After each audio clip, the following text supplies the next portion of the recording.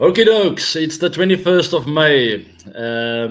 Welcome to the 360 Live with Alien de Villiers. That piece of art is just fantastic. As you can see, there's a little bit of a change to the art piece, and I hope the creator of the art doesn't mind. But I used AI to add that red RCB vibe there. I hope you guys enjoy it to show you exactly where my mind is for the rest of the tournament. It's all RCB. Yashazvi, I hope you don't mind. I think it's pretty cool that.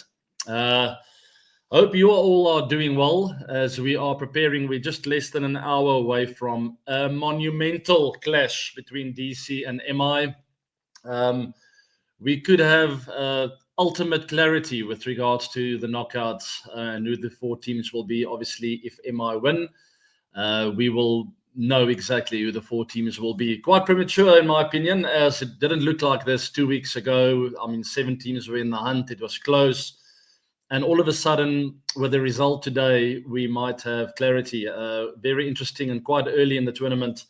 Usually we see something happening game in the 13th and 14th game of the respective teams, but we could have clarity after today's match. So there we have it. DC lose today or DC win today, but they lose to Punjab, Mumbai, and MI. I wanted to say MI, and MI beat Punjab Kings. That's for MI to qualify. DC to qualify. There it is. I'm not going to read through it. I mean, it's all these MI, PBKS. It confuses me. But that is it, guys. Huge game for DC. They've been out of form. All to play for now. But I know that the MI team are on fire at the moment and they will have something to say about it. And generally in the IPL, in tournaments like this, in moments like this, in this tournament, MI usually takes their opportunity. And generally they go on to either win it or to come very close at the end. They know how to play big games. There we have it. Anupam, out of MI or DC, which team deserves to be in the top 4? In my opinion, MI. DC have been very inconsistent since that very hot start, and MI has done exactly the opposite.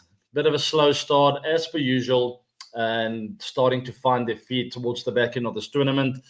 The couple of losses in the last while has also been close. It's not like they're getting blown out of the water. So they're playing really good cricket and more consistent than DC, but it is sport after all. It is the IPL, and I've got a feeling it's going to be close because both teams will be desperate out there, guys. So keep an eye out for that. Points table, there we have it, 3 qualified.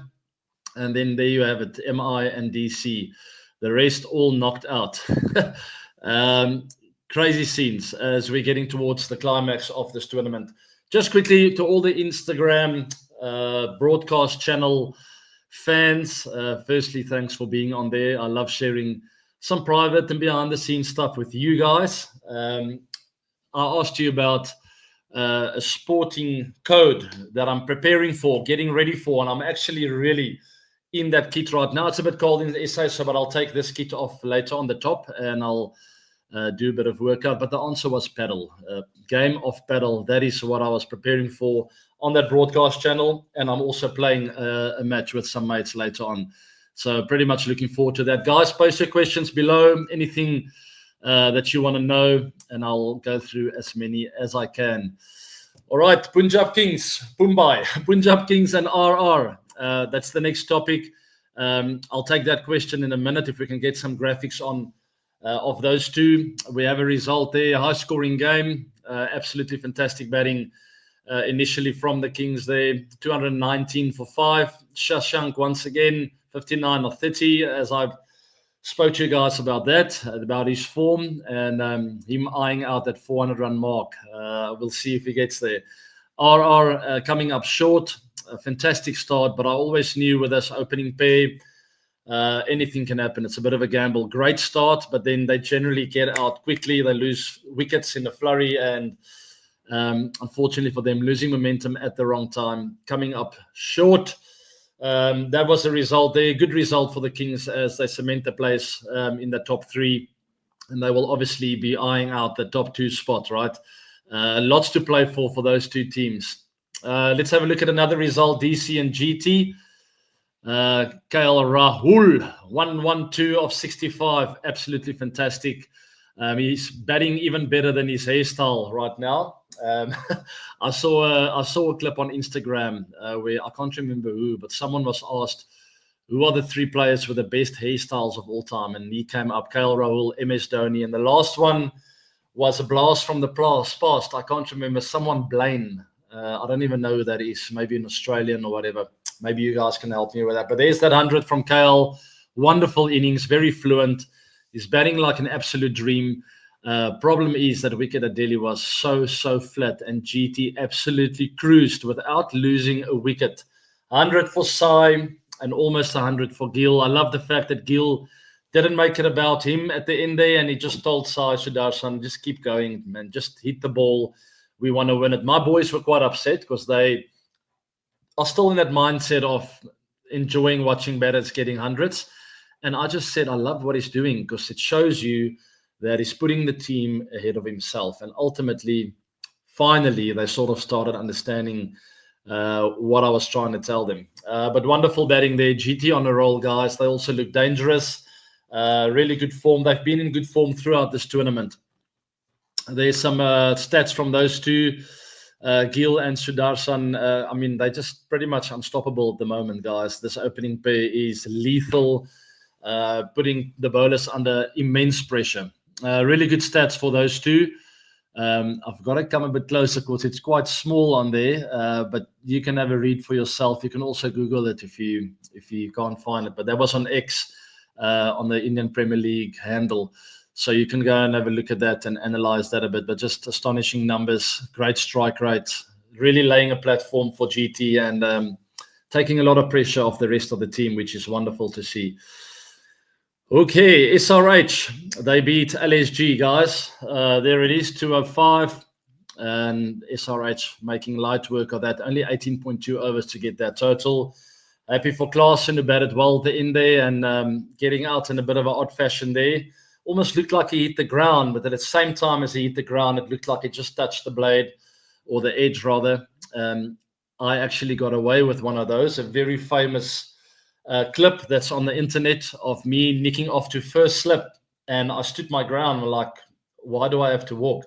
What happened was I hit my pad, and as I hit my pad with my bat, the ball found the edge, and I felt something, but I saw my pad moving and thought, you know what, it was weird because I saw it going to Sachin, I think, at first slip. But I didn't feel like I edged it. So I stood my ground and I wasn't given out. And I'm still catching criticism for that so many years later. But I understand what Klaasen went through there as well. You wouldn't have felt the edge. As he hit the ground, the ball found the edge. And all you feel is an impact, but you know you hit the ground. So understand why a player doesn't walk for that, because he's ultimately not sure himself. So you don't walk for something you're not sure. 206 then, making light work of that chase. 59 of 20, Abhishek, absolutely fantastic batting. He did the damage there, even though he got out. So much momentum was created that the rest of the batters could just sort of flow with that momentum. So wonderful from them, and congratulations to SRH. A little bit of a consolation prize, but ultimately LSG, big blow for them. All right, my good friend Digvesh Rathi suspended for one game after Abhishek incident. I warned him about, what was that, 3 weeks ago, a month ago. I said, I don't like you doing that. I don't mind a celebration. I just don't like it when you direct a celebration towards an opponent. It's just, in my opinion, disrespectful. So I can't, unfortunately, come up for him. I've got nothing against him or his ability as a bowler. I think he's a wonderful bowler. He's taken a lot of wickets in this tournament. Just no need to direct your celebration towards an opponent. It is disrespectful. So I think the right call was made there, and hopefully you will learn the lesson. Go crazy. Do your celebration. Run around the field, whatever you want to do.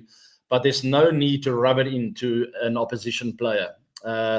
Because the battle is over, right? The batter is out. So he can't defend himself anymore. It's like in tennis, if Nadal beats Djokovic, when they go and sit down, when Nadal's going to receive the trophy, he doesn't do dances around Djokovic because the battle is over. There's nothing Djokovic can do anymore to defend himself. So it's almost trying to humiliate an opponent, and there's just no reason for that, and ultimately disrespectful. And that is the problem here. The problem is not the bowler, the ability, the celebration. I don't mind any of that. I've never been a fan of a huge celebration, but if you want to do a celebration, go ahead, go crazy. I think of some great celebrations over the years. Chris Gayle doing the Gangnam Style, DJ Bravo. A lot of these players had celebrations, but never directed it towards an opponent. It had more to do with the fans and his teammates. And I've got no problem with that. But the minute you direct your energy towards an opponent, it becomes disrespectful and unsportsmanlike, in my opinion. It's all about sportsmanship. So to the youngsters listening up, ideally stay away from celebrations. But if you really have to do something, just, do it in a respectable manner and don't direct it towards the opponent. That's the long and the short, people. RR beating CSK. Let's talk about Harshal Patel first. 150 Tata IPL wickets in only 2-3-8-1 deliveries. Phenomenal. He is a strike bowler. He's not that fast, but he is a striker. If you want to get a wicket, you bring him on. The other guy I was thinking about is Yuji Chahal. If you had to wake me up at 3 a.m. and tell me, AB, who will you bring on to get a wicket in the IPL? I would have said Yuji Chahal. I didn't think of Harshi, but he was another guy, very attacking bowler, very good slow ball.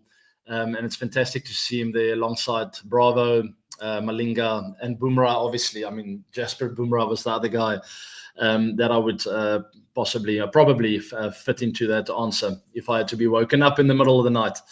Guys, keep posting your questions. Let me know what you want to talk about.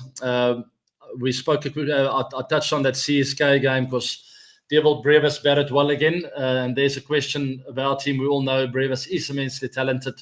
According to you, which place should he bat? I would bat him at 3, and I've even told him that. I've told him, if coaches ever ask you, just say you want to bat at 3. I don't mind 4. He is happy to bat anywhere, really. But I like 3 for him because he can play the all-round game. He's very dangerous against the new ball because he hits good cricket shots.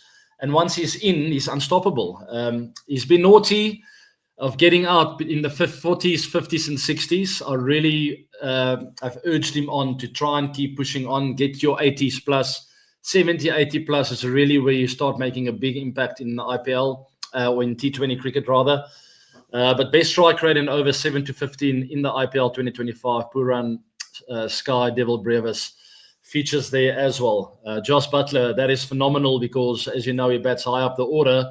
And to have a strike rate that high and also good average at the same time is really, you want to look at that combination. The 200 strike rate is good, but if you're averaging 20, it sort of takes a bit away from that. Puran has had a fantastic season, though, and he's miles ahead of the rest when it comes to both strike rate and average. But that's generally what I look at. A really good strike rate, but also make sure you consistently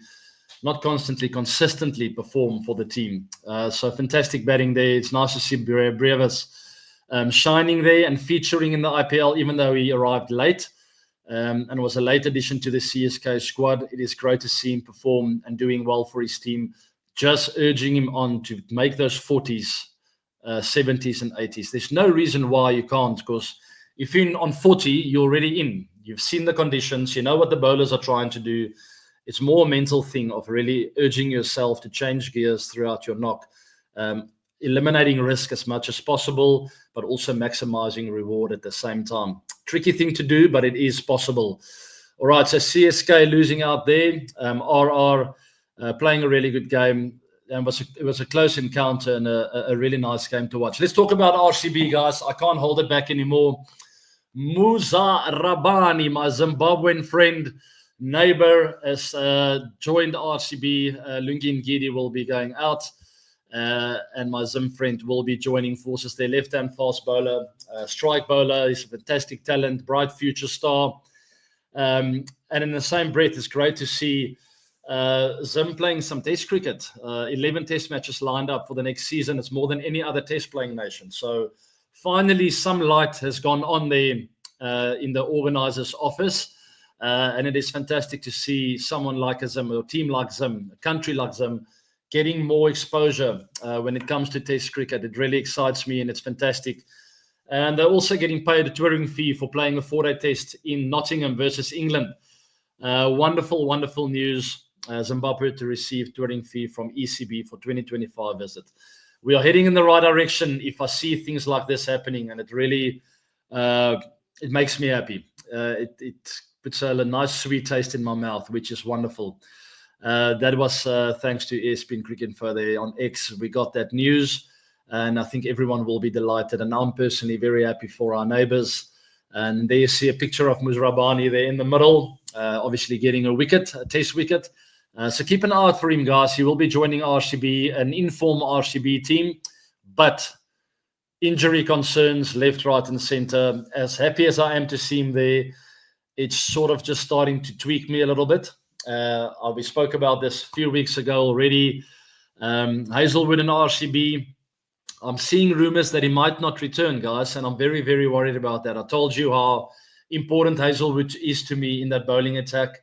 Nice to see this dude coming in, but also once again, Gidi out is another experienced player leaving. So worries there for RCB, but let's see if they know what to do moving forward. If they've got the composure, the calmness in that squad to find the right players to replace some of the experienced campers, and not only the right players, but players who can come in and sort of immediately feel at home, feel comfortable and ready to perform for Team RCB. Hazelwood, I don't know, it'll be confirmed soon, I'm sure. Hopefully he will be ready and raring to go, especially for the knockout phases, even if he just plays the last 2 games. Hopefully RCB to finish top 2, and then Hazelwood to play the, semi-final or qualifier 1, I think, and then the finals. That would be fantastic. It'll make me very happy. All right. The other news is similarities and differences between this and 2016 RCB. I don't think so. I think we just snuck in there. The final game sort of gave us an opportunity to finish number 2. We won that game, went straight to the final. We weren't in fantastic form, I would say. We were a little bit scratchy throughout the season, but played good cricket at the right times. And then that final, I don't want to talk about that final again. I'd still get nightmares about that shot I played. If I only took my time a little bit, if I could only give the advice I'm giving Brevis now to myself that night, like just change gears for a moment or 2. But clever captaincy, because they brought on the left-arm spinner that I thought needed to be expensive that night. I spoke to you guys about identifying moments. So even though that was the right bowler to take on, the game situation should have been more important to me that night. So hopefully RCB will get it right going into the knockouts and get those moments. I spoke about moments and identifying moments and playing the pressure moments better than the opposition. And even though I picked the right bowler that night in that final, the game situation actually deep inside told me, just wait a little bit, give it 2 or 3 overs. You've got time. Wait a little bit. There will be another moment. You don't have to take every moment. But unfortunately, it is what it is. The perfect storm from SRH that night, and they played a really good game. I remember Boovie was in great form throughout the tournament and sort of clinched it for them. Hazelwood will join RCB camp this Sunday. Great news, but will he be ready? He can be there, which will very much excite me, but I'm worried about that shoulder, and I don't want him to use it too early. I would only use him for, you really want to finish top 2, but I would rather risk it and sort of leaving out for these final moments and sort of spare him for that second last game and the final game. Just 2 games. And I think if you tell Hazelwood that, it would sort of help him mentally to go, you know what, I can do 2. It's just 8 overs in total.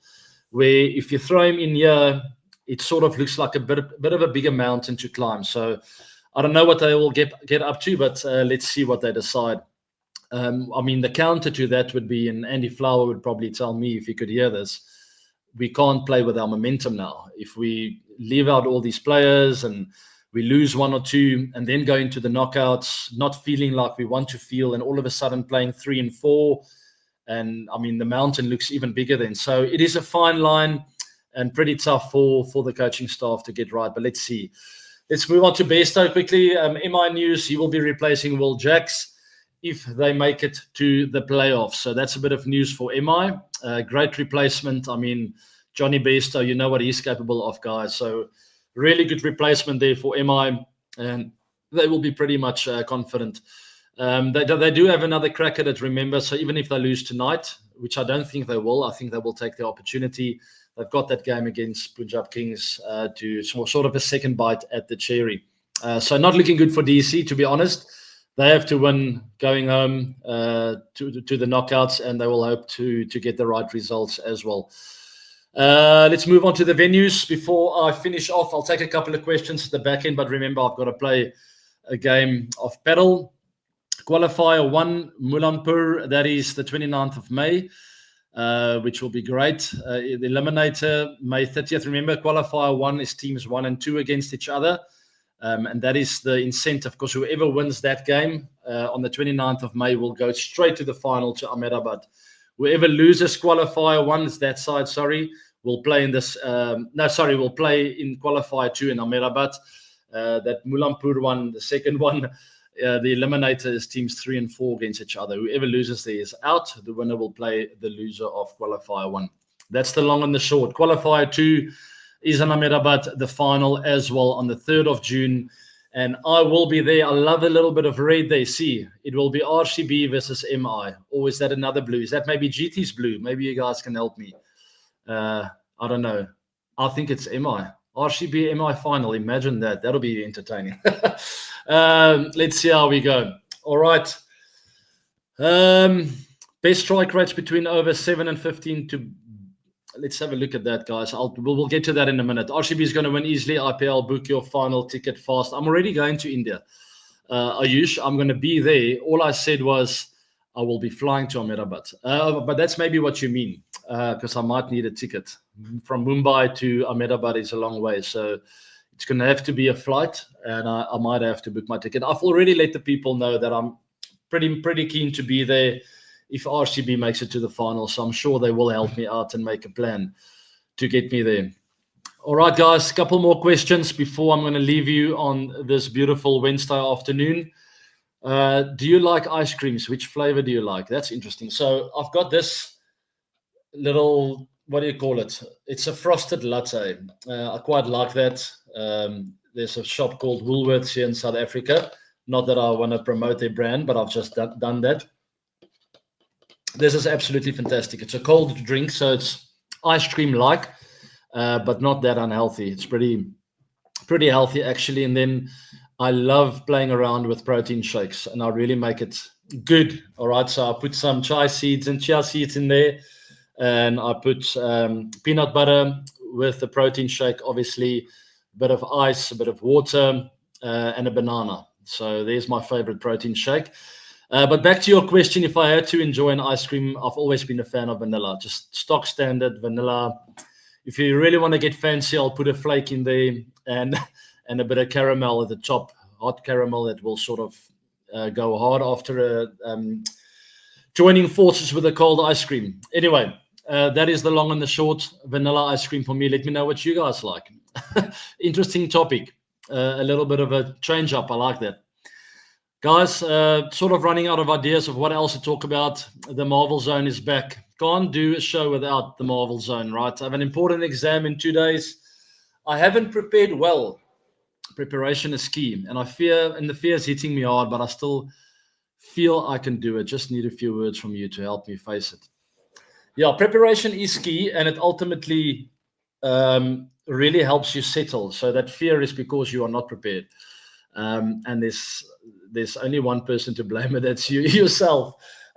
But you can still make it work, even though you didn't prepare as well as you wanted. And I think of public speaking, when you get thrown into the deep end, there's 1,000 people listening to what you have to say, and someone throws you onto the stage and says, fire away, please just chat to these people for 10 minutes. And I go like, oh my word, now what? Few deep breaths, do all the preparation that you can over the next while, but stay calm. Control that heart rate. Focus on what's important, the most important things. And I mean, just go slow through the exam. Don't panic. When you panic, you rush, you overthink things, and you make silly mistakes. So just slow down, control that heart rate, and all the very best. But get as much prep done today as you can. Yeah, I mean, there's not a lot of time left, as it is pretty late already on this Wednesday. But all the best. I hope it goes well. Stay calm, and hopefully you will achieve success. We'll follow up on that on the next show. All right, guys, I think that's it. I'm heading off to hold on. Is that a poll we've been running? DC 51%, MI 49. Yes. I see DC is leading. Some DC fans watching. I think it's more like 65-35 in MI's favor. That's my personal opinion. But let's see. It's sport. Sometimes funny things happen. Pressure does funny things to you. So that'll be pretty cool. Okay, guys, thank you very much. That is the end of the 360 Live. Have a fantastic Wednesday. Follow me in socials as per usual and lock into that game. It starts in 32 minutes. It's a big one. I'm not rooting for MI, but I think they're going to win. But maybe DC will prove me wrong. We'll see. Follow me in X. Subscribe to this channel. Hit that bell notification. I'll see you guys on the weekend. Have a fantastic day. Cheers.